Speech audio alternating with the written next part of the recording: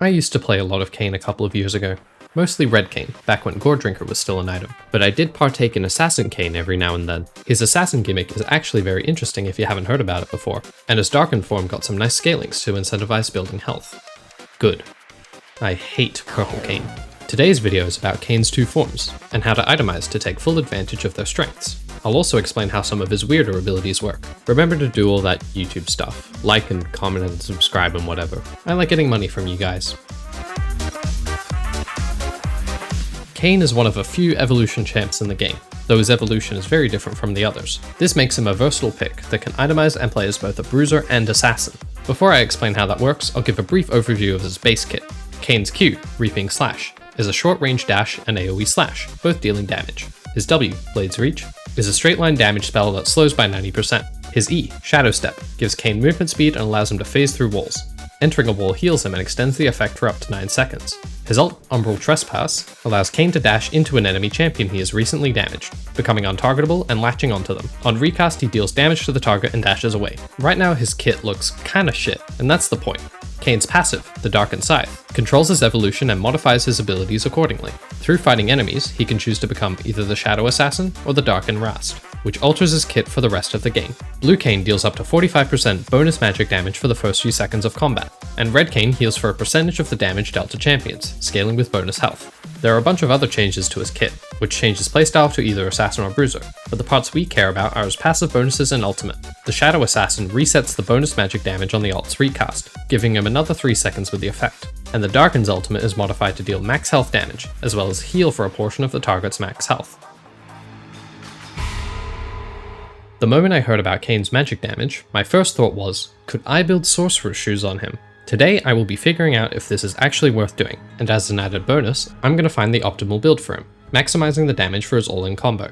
First, the combo itself. WQ, then R1 and recast. In total, this deals over 900 base, plus 390% bonus AD. The Shadow Assassin's passive deals a percentage of post-mitigation damage dealt as bonus magic damage, up to 45% at level 18. This means that we benefit a lot from lethality, but don't do much against well-armored tanks and bruisers, despite having a lot of magic damage in our kit.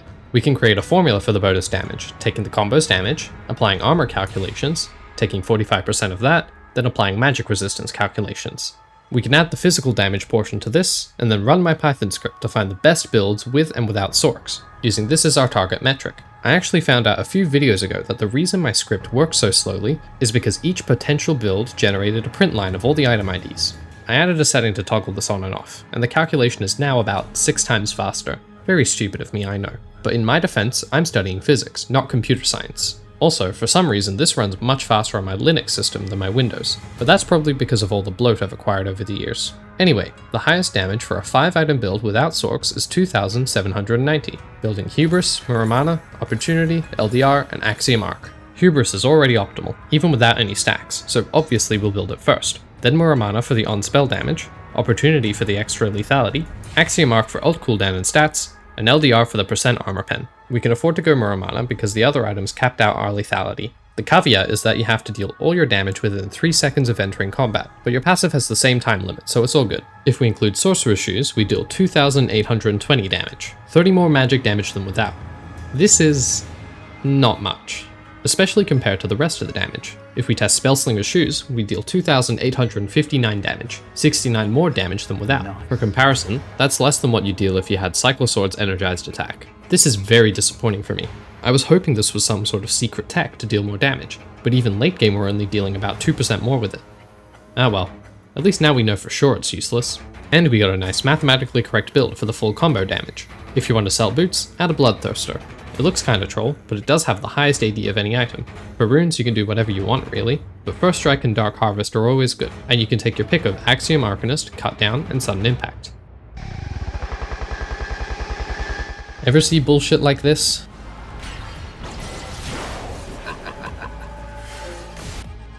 Yeah, it's fucked. Rast is a Bruiser Darken, much like Aatrox and Zehen, so he has an insane amount of combat healing, but he's still healing for way more than he is dealing damage. This is because Rast's ultimate has 2 instances of healing, the heal from the recast and the heal from his passive. Both scale with the target's max health, making it extremely potent against health stackers. The ultimate healing also doesn't interact with target resistances, meaning even against armor stackers you'll heal a lot.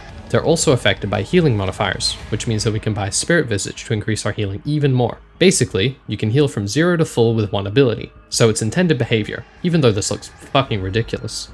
If you want to do this in game, build these items: Muramana, Spear of Shojin, Overlords, Spirit Visage, and Bloodthirster. This will heal you for about 53% of your target's max health, plus the vamp from your passive, so pick a bruiser or tank to ult for maximum healing. Strictly speaking, you'll be relying much more on the heal from your passive in most fights, but we're maximizing the funny part of his kit. Now you can be the one healing to full from a single ability.